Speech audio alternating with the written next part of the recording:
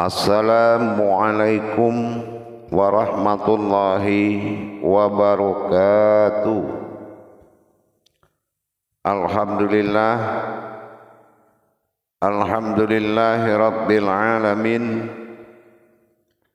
Assalatu wassalamu ala asrafil anbiya'i wal mursalin Sayyidina wa maulana Muhammadin. Ashhadu an la ilaha illallah wa ashhadu anna Muhammadar Rasulullah. Allahumma salli ala Sayyidina Muhammad Muhammadun musyabihil wal ikram ya wal jalil wal ikram wa tahirin wal mujahidina amma ba'du. Ibadallah, bersyukur kita kepada Allah dengan mengucapkan alhamdulillahi rabbil alamin atas segala limpahan karunia, rahmah dan hidayahnya, serta dengan izinnya juga kita dapat menjalankan amanahnya, beramal dan beribadah zahir batin dunia dan akhirat. Bersalam kita tidak akan pernah kita lupakan. Marilah sama-sama kita sampaikan kepada junjungan kita Nabi Allah, Nabiul Akhirul Zaman, Rasulullah Muhammad sallallahu alaihi wasallam. Atasnya kalimahnya kita kalamkan dengan membacakan Allahumma sholli ala Sayyidina Muhammad wa ala alihi Sayyidina Muhammad. Insyaallah, alhamdulillah bertemu lagi dengan saya Guru Mursyid Syekh Nur Muhammad Buya Irwan Maulana Al-Khalidi, Sumatera Barat. Tentunya dalam maqam majelis zikir Ma'rifatullah, dalam siar tayangan YouTube Buya Pasaman Timur, dalam wawasan dan lindungan Yayasan Islam Hidayatul Mubarakah Indonesia. Berbagi dan berbagi itulah tujuan daripada kemuliaan yang sangat dipuji oleh Allah.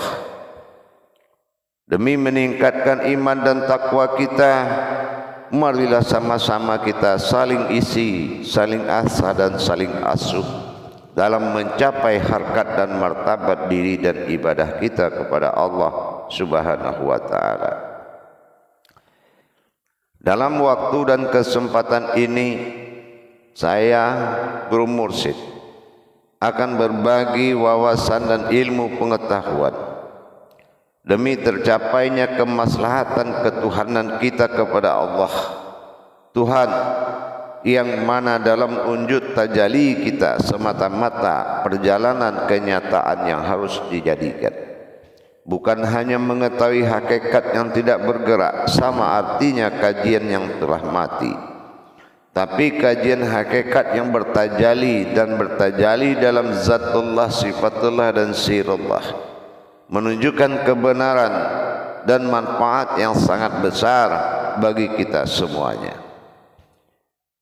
Dalam pertemuan kita dan waktu yang sangat kita muliakan ini, saya akan berbagi sebuah wawasan yang mana sangat penting bagi kita untuk menyimak dan mengetahui serta menjalankan sebuah perjalanan keselamatan seseorang menuju Tuhannya. Inna lillahi. Dengan kita memahami makna yang dikandung dalam ketiga yang fardu di dalam Islam. Pertama adalah usul diri adalah Tuhan ilah ma'da tunggal wahid awal jadinya, itulah awalnya dia. Yang kedua fardunya seperti pernah yang kita sampaikan, awaludin ma'rifatullah. Dalam agama kita wajib mengimani sebuah wujud yang bernama Allah. Inilah Tuhan yang berasmakan kepada Allah. Yang ketiga perjalanan yang wajib dilalui dari Allah kembali kepada Allah, awal alif dan kembali menjadi alif. Inna lillahi inilah yang akan menjadi pokok bahasan, yaitu yang ketiga, bagaimana kita berangkat kembali kepada asal mula jadi yang dikatakan alif awal diri adalah ilah Tuhan badal tunggal wahid awal jadi. Untuk mendapatkan hakikat seperti itu, tentunya kita harus belajar bagaimana awal kita dijadikan dari wujud titik satu, belum berasmakan dan belum berbuat dan belum dia bertingkah. Wujud awal dalam titik yang dimaksud adalah suatu ta'yin bagi Allah. Titik awal mula jadi, itulah asal dan usul daripada kita. Untuk mengimani kembali perjalanan menjadi awal mula jadi titik satu dalam ejaan falakiyah, tentulah kita harus benar-benar belajar kembali bagaimana menjalankan muqatta'ah. Siapakah, kenapakah dan apakah wujud dari huruf sin yang dipikul oleh derajat sebuah umat? Yasin, ini adalah tuntutan ma'rifat yang sangat tinggi, bukan suatu amalan untuk membesarkan diri, tetapi amalan untuk memperjalankan diri, baik yang dalam perjalanan sakaratul mautnya, baik yang sudah lewat dan sudah lama menjalankan sakaratul maut. Tapi siapa yang menjamin pertemuan itu sudah terjadi? Untuk itu tidak ada halangan dan hambatan bagi umat untuk berabitah kepada Allah dalam rangka waruhi. Mempelajari hal demikian perlu kita mengkaji kembali. Yasin, ini kalau perkara muqatta'ah ini, siapa yang membaca, apa yang dibaca, dan siapa yang dibacakan. Kalau persoalan tajalli ini tidaklah pasif bagi seseorang, bisa saja kita mengantarkan jasadnya dengan keranda masuk ke liang lahat. Inna lillahi wa inna ilaihi raji'un.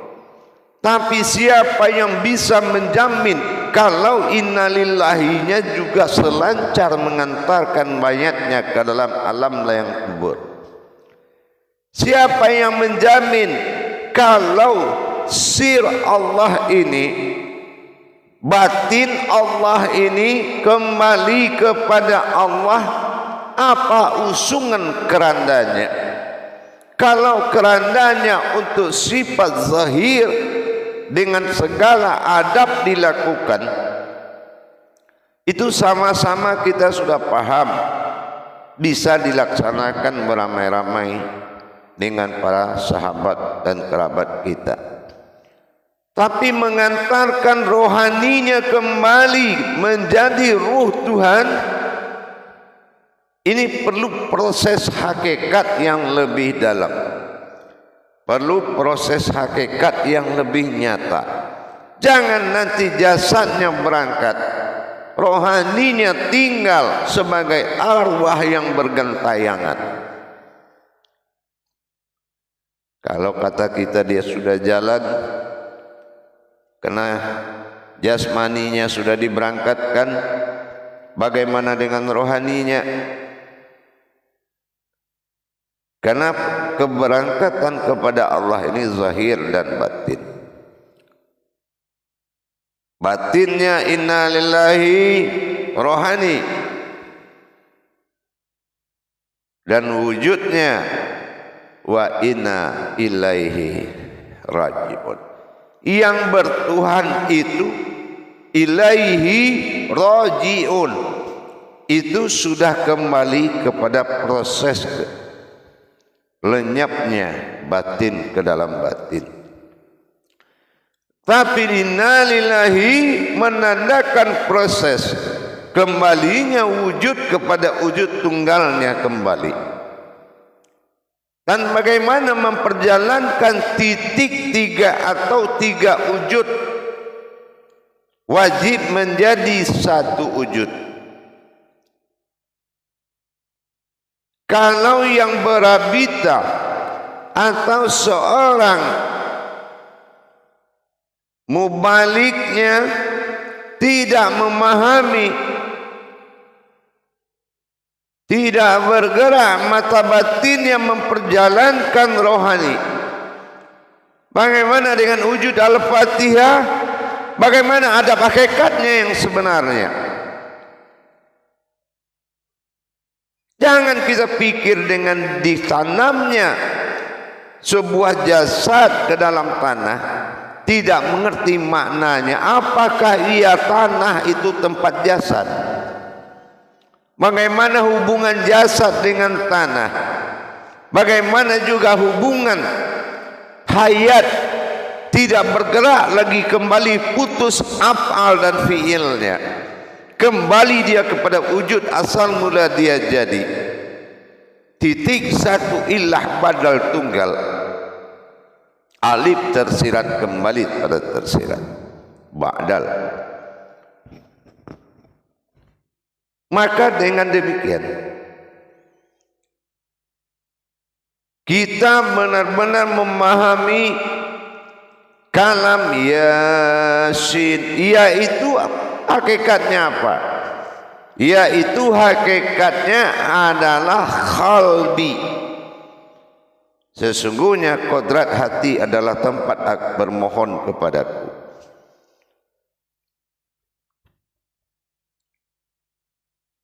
Kita melihat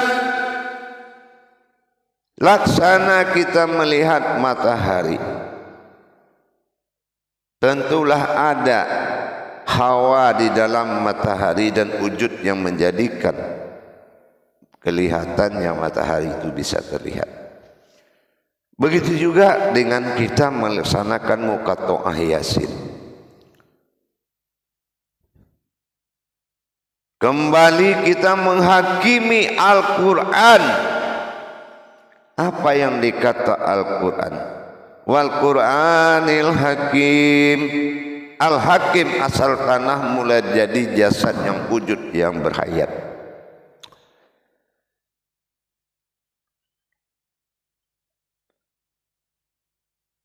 Bagaimana dengan penempatan? Innaka laminal mursalin. Bagaimana kembalinya dia kepada asal mula dia jadi? Kita lihat dalam perjalanan kaji tiga perkara awal mula jadi. Bermuatan kembali asal zat Allah yang mewujud dengan sebutan Ah. Yang kedua, berhayatnya zat Allah dengan ruhinya, berwujudkan kepada sir ih. Sementara bertajalinya dua perkara, wujud Ah dengan ih pada makom asal mula jadi ih dan Ah. Maka kita lihat perjalanan yang tiga ini digiring oleh Yasin pada pertemuan salamun haulam min rabbir rahim. Pertemuan tiga titik lebur menjadi satu titik. Kembalinya ih Ah kepada Begitu dia lebur, maka dia maujud kembali lenyap ih ke dalam hayat menjadi ruhku kembali pada 82. Maka sirnalah di dalam kun kembali, maka fayakun kembalilah dengan dia. Begitu aku kembali, maka engkau pun kembali dalam wujudnya kepada wujud asalnya mula jadi. Inilah yang dikatakan batin pusat daripada tajalihu kembali menjadi ini akan lenyap pada batin hakim al-hakim. Ha adalah alas, sementara mim adalah makom. Mana tempat kekuatan makom aras tadi? Inilah yang dikatakan dengan barzah. Ini tempat kembali kepada alam barzah. Ba adalah batin, roh perbuatan, sementara adalah perjalanan zat kembali kepada alam batin, tempat zat bersemayam. Jadi yang kita tanam itu adalah batin, kembali kepada alam batinnya Allah. Yang kita bawa adalah kodrat, tetapi kembalinya innalillahi Allahumma lazi khalaqa samawati wal ard wa ma bainahuma. Mana yang kujadikan 7 lapis langit dan 7 lapis bumi, tapi aku di antara keduanya. Maka di saat keranda itu diangkat di depan rumah atau di masjid terakhir perjalanan, maka kembalilah wujud kepada wujud asal jadi, yaitu di antara keduanya. Leburlah di situ kepada wama bainahuma. Apa baina? Kembalilah aku kepada batin, diriku, pada makomnya asal mula jadi di antara keduanya. Dengan itu kita selalu mengarahkan kepada wujudnya, mendatangkan wujudnya dengan diri ta'alaihim kepada bi'alaihim, dalam rangka amin menyatukan kodrat hajat yang ingin disampaikan kepadanya. Itulah rabbitah wa ruhi wa arwahi wa hadrati.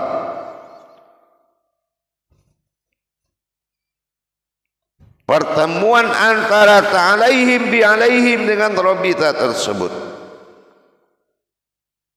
Di dalam wujud amin, aku adalah aku. Jadi kita harus paham, selama surat Yasin, Shin alif nun, Shin kodrat sirnya Allah, Nur hayat jatuhnya kepada zat, alif sir jatuhnya kepada rohani, jasad jatuhnya pada tubuh nur, sir alif jatuh pada rohani, nun hayat berwujudkan batin. Semuanya kembali kepada batin, alam batin menjadi kodrat yang batin. Nanti dia akan bertajali lagi kepada wujud-wujud lain. Inilah perjalanan ba'da batin Allah, perjalanan batinku. Maka inilah yang kita alami lagi sholat, selalu perjalanan batin ba'da dan ba'da. Begitu juga dengan akhir hayat kita, kembali sebuah wujud batin, kembalinya sir zat kepada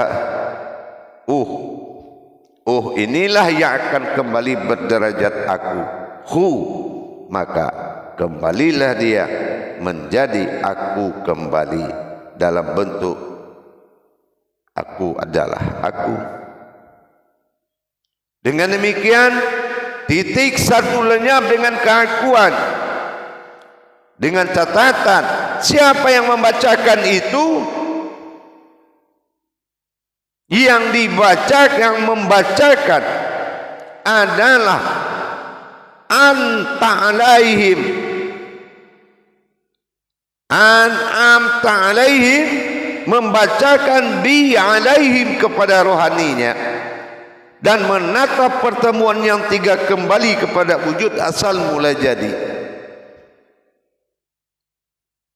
Barang siapa yang membacakan Yasin dengan muqatta'ahnya, kata Allah, maka di saat itu kuperintahkan 70 malaikat menyolatkan seorang mayat dan membawanya pergi secepat kilat.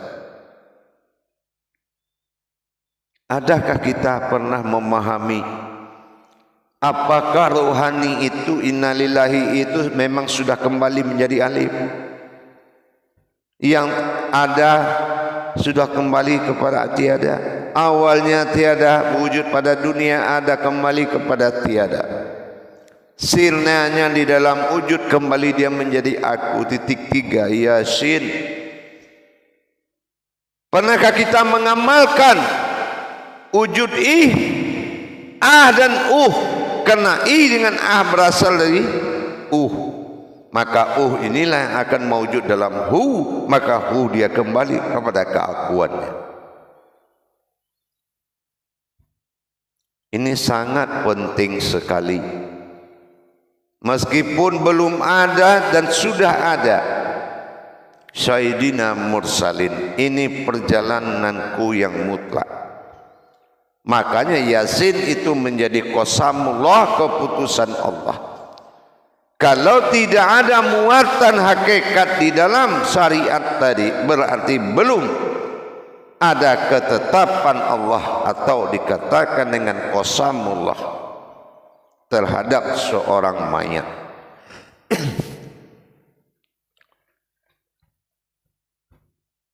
Hadirin jamaah kaum muslimin dan muslimat rahimakumullah. Bisa kita bayangkan yang telah kita kerjakan. Alangkah kecewanya sewujud rohani melihat jasadnya ditanam dan dia tidak dikembalikan kepada asalnya, hanya berkumpul dan bertahlil pada hari ketiga, hari ke-7 dalam sunnah tahlil rabita alal wasilah. Selagi Yasin itu ada, wajib dijalankan, karena Yasin adalah penghulunya Al-Quran, hakim pengadilannya Al-Quran. Tidak ada keyakinan yang melarang rabitah, tapi menyuruh wajib kita berabitah alal wasilah, karena sosok arwah duduk dalam kemuliaannya, maka wajib kita memberikan harkat dan martabat dengan wasilah ala rabitah. Bukan kita mengganggu dan menjunjunginya, karena orang hidup tajalli bismillahnya masih hayat, dan dalam perintah dan perjalanan tajalli Tuhan dalam hidup lebih mulia dan harus dimuliakan. Tetapi yang sudah kembali diagungkan dan dihormati, karena adalah dia asal mula semua jadi. Dengan demikian,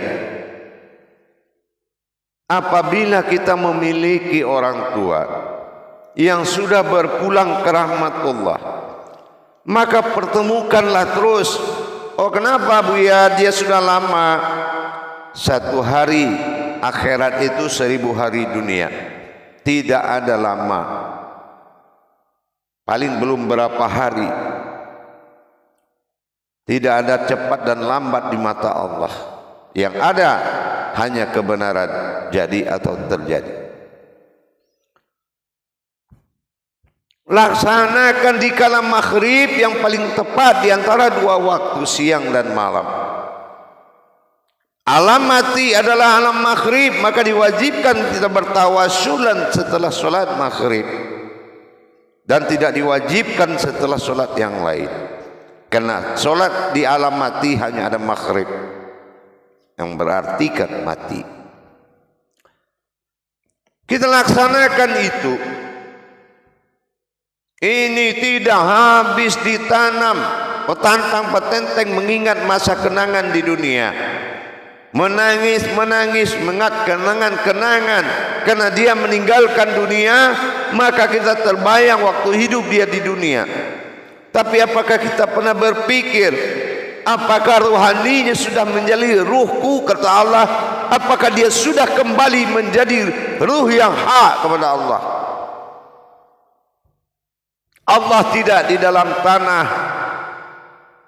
Kan dia bilang, Allahu allazi khalaqas samawati wal arda wa ma bainahuma. Di antara keduanya, kujadikan 7 lapis langit dan 7 lapis bumi, tapi aku ada di antara keduanya. Bagaimana kita meletakkan pada batin hamdu yang sangat dimuliakan tadi di antara keduanya, maka lenyap dia kepada alam batin dan mewujud pada batin kembali pada wujud aku, hu dari tajalli yang terakhir. Mari kita ingat kembali para hadirin jamaah kaum muslimin dan muslimat. Kasihan mereka. Mereka ada dalam pandanganmu, berarti mereka masih dekat. Mereka selalu terbayang olehmu wajahnya, berarti mereka itu masih dekat, belum sampai kepada wujudnya.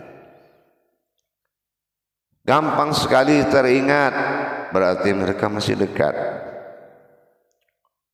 Apalagi selalu kamu ingat dalam dia terganggu dengan ketenangannya sebagai mewujud yang akan luput dalam wujud. Mengenang seseorang dalam hal keduniaan adalah menyakitkan bagi mereka.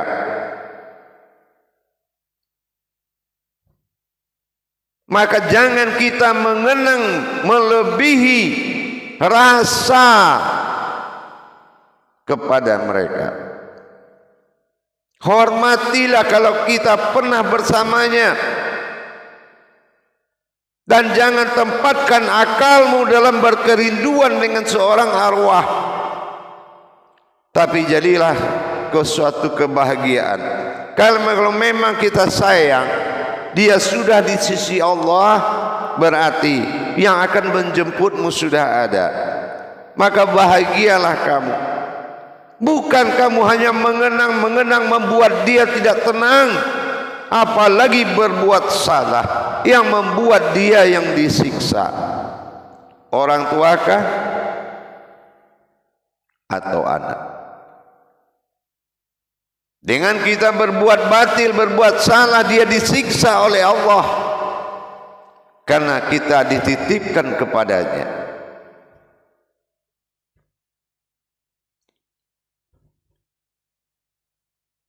Jamaah yang dirahmati Allah rahimakumullah, saya harapkan kita semua meluruskan kembali. Tidak mungkin hanya dengan bacaan Yasin semua selesai. Yasin bukan pelengkap, Yasin bukan sebuah syarat. Yasin adalah pengadilan Al-Quran. Kalau kamu pengadilannya kecil, maka tidak akan pernah dia sampai kepada tingkat persoalannya. Kalau penghukuman pengadilanmu besar, maka dia sampai kepada asalnya kembali.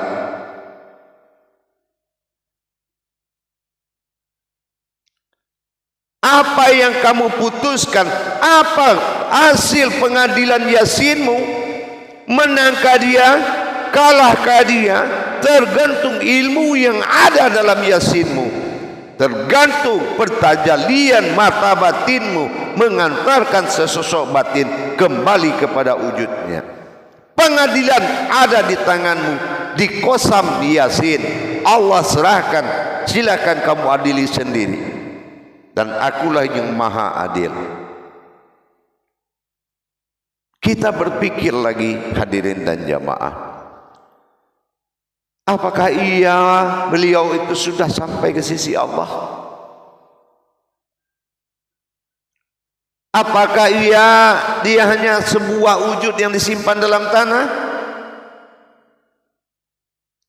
Kenapa Allah adakan Yasin? Karena perjalanan tidak berhenti di situ. Boleh kalian antar jasad, kata Allah, tapi bagaimana keranda rohaninya? Yasin, keranda rohaninya sudah sampaikah? Untuk itu mari kita kembali mengingat dan mengimani kembali rahasia Yasin ini, sehingga kecintaan para almarhum kepada kita tidak terputus. Sayang katanya kita kepada almarhum, sayang kita itu hanya kekuatan dunia. Teringat masa lalumu, kenanganmu, tapi kamu tidak tahu apa yang dia alami sekarang. Setelah 4 takbir dilakukan atas nama Muhammad, putuslah yang kamu kenang itu tidak akan sampai kepadanya. Kekuatan yang 4 takbir inilah yang memisahkan kamu untuk mengenang duniamu dengannya, cintamu dengannya, tapi dia hanya tahu bagaimana kamu bisa memberikan kekuatan kepadanya dalam dia menempuh perjalanan kepada Allah. Kenapa enggak kita bantu? Kenapa tidak kita kirim? Wujudkan sebuah diri Fatihatun Nasun mengunjunginya. Masuklah kamu ke dalam alam batin satunya amin tadi, sehingga kamu bisa menyerahkan kodrat yang melindunginya dan menyelamatkannya. Apa kodratnya? Aras yang ada. Bertajalilah pintu akhirat itu dalam Yasin. Masuklah kamu ke dalam Fatihatun Nasun. Tajali batinnya Allah masuk di situ. Sampaikan kepadanya. Silakan kamu datangi dengan mata batin dan kodrat ketuhanan pada dirimu. Maka dia akan menerima dan menengani, menunggu kedatanganmu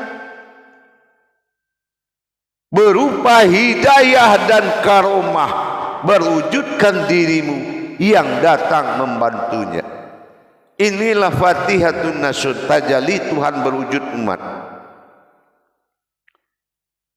Insya Allah bagi yang melaksanakan dengan baik, perhatian kepada orang tua, nikmat hidupmu, jalan hidupmu terbuka, kebahagiaan duniamu naik, rezekimu melimpah ruah, barokah hidup kita. Bukan hanya kita mengenang-kenang, tetapi tidak menyelamatkan orang tua itu. Memang setetes air susu tidak kamu bisa balas dengan perbuatan baik 100 tahun. Tapi pernahkah kamu berpikir sesosok batin yang menyusukan batin Tuhan dirimu pergi menjalankan perintah Allah, pembawa kasih sayang Allah, siang malam dia buatkan untuk hidupmu. Setelah dia berpulang, kenapa tidak disusul dengan bantuan dan kekuatan? Mana hablum minan nas wa hablum minallah itu? Untuk itu mari kita kembali kepada kesadaran. Orang sadar belum tentu ada kesadaran. Kita melirik kembali kepada perjalanan. Jangan biarkan dia dalam kesakitan. Kalau memang kita sayang, Jangan sampai dia disentuh oleh siksaan. Dia memang tersiksa dengan perilakumu sebagai anak. Karena hubungan dunia akhirat, dia selalu merasa disiksa karena kamu berbuat salah selama hidupmu. Tidak berhenti siksaan. Dari kecil kamu menyiksa dia dengan perawatan dan merawatmu, tapi setelah dia meninggal, kamu siksa lagi dengan kamu tidak menjaga sifat-sifat dan tingkah laku, dan perbuatan itu selalu dituntut tanggung jawabnya kepada orang tua, baik sudah meninggal maupun belum. Apalagi kita belum memperjalankannya ke sisi Allah. Apa enaknya kamu kebahagia dengan pasangan dan teman, tapi kita berbahagia di atas penderitaannya.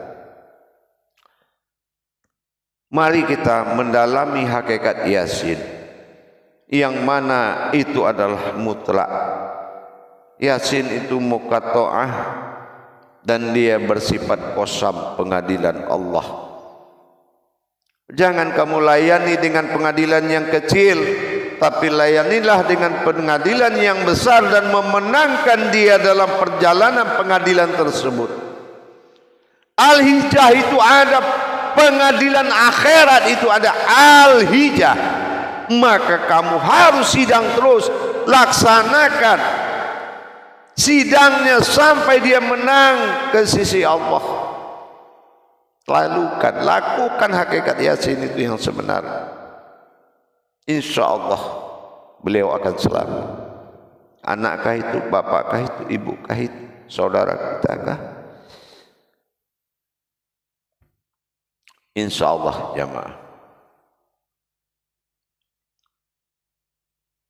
Memang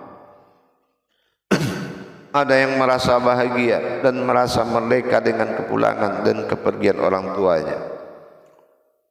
Dan ada yang merasa dia diperhatikan tapi merasa tersiksa.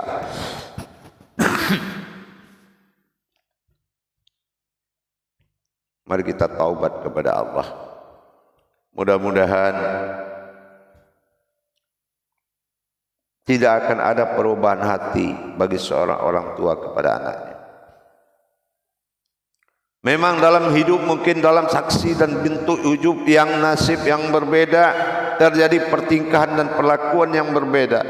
Tapi dalam perjalanan tauhid kepada Allah, orang tua adalah seorang wali dari Allah. Ridallahu wa ridaiyakum. Ridhonya Allah itu, ridhonya orang tua. Kalau orang tua ridho, Allah jamin dia akan ridho. Ridallahu wa iyyakum.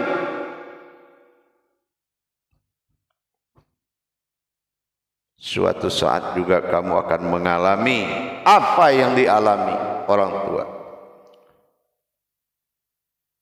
Pedoman hidup utusan Allah yang mutlak, wali Allah yang wujud dan mewujud pada dirimu adalah orang tua. Maka selamatkan dia dengan kamu berilmu kepada Allah dalam Yasin. Meskipun telah lama dia meninggalkan keduniaan ini, tapi dia tidak akan sanggup meninggalkan kamu, karena Allah tidak menjanjikan perpisahan dengan anak dengan orang tua. Maka dia akan tetap ada untukmu. Tapi apakah kamu ada selalu untuknya?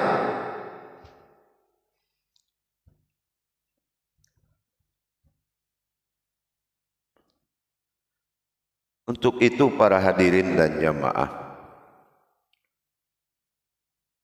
orang tua bisa berbuat 100 tahun untukmu,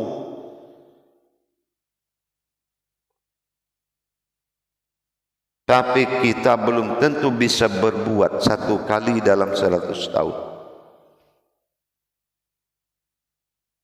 Hargailah utusan Allah, selamatkan dia. Dirikanlah karomah Yasin itu. Dirikan karomah Yasin, segera selamatkan mereka, segera. Jangan kamu tertawa di atas penderitaannya. Jangan kamu bahagia di atas penderitaannya. maka segeralah kamu mewakili wujud Allah, menyelamatkan wujud Allah kepada asal mula jadi. Tatap titik tiga jadikan satu, tajalikanlah, insya Allah. Pakailah diri Qadrat Fatihatin Nasyud sebagai wadah bagi wujud yang menghampiri beliau. Insya Allah ampunan dan doa, pembelaan aras dan pemberian kodrat-kodrat yang dimuliakan, yang melindungi dan menghapuskan dosanya dan mensucikan dia dalam perjalanannya menuju Allah. Insya Allah kamu akan menjadi umat yang bahagia, umat yang mendapatkan surganya di dunia ini. Tapi kalau kamu ingkar dengan perjalanannya, kamu akan mendapatkan neraka dunia ini. Alhamdulillah para hadirin dan jamaah, mudah-mudahan dengan kita berilmu pada muqatta'ah ini, berilmu pada qasamnya Allah, pengadilan Allah, Yasin, insya Allah perjalanan apapun kamu lakukan dengan Yasin, karena Yasin ini adalah perjalanan apapun niatmu bisa dijalankan dengan Yasin, apalagi masuk dalam makom Rabbitah alal wasilah kepada arwahi wa ruhi wa hadaratin. InsyaAllah 3 jalan terbuka dalam wujud Yasin dalam makom Al-Fatihah. InsyaAllah mudah-mudahan bermanfaat buat kita semua. InsyaAllah barokahlah hendaknya semuanya. Bagi yang sudah tahu saya hanya ganti mengingatkan, bagi yang belum tahu segeralah belajar. InsyaAllah mudah-mudahan terijabah semuanya oleh Allah Subhanahu wa taala. Akhirul kalam wa billahi wa taufiq wal hidayah. Assalamualaikum warahmatullahi wabarakatuh.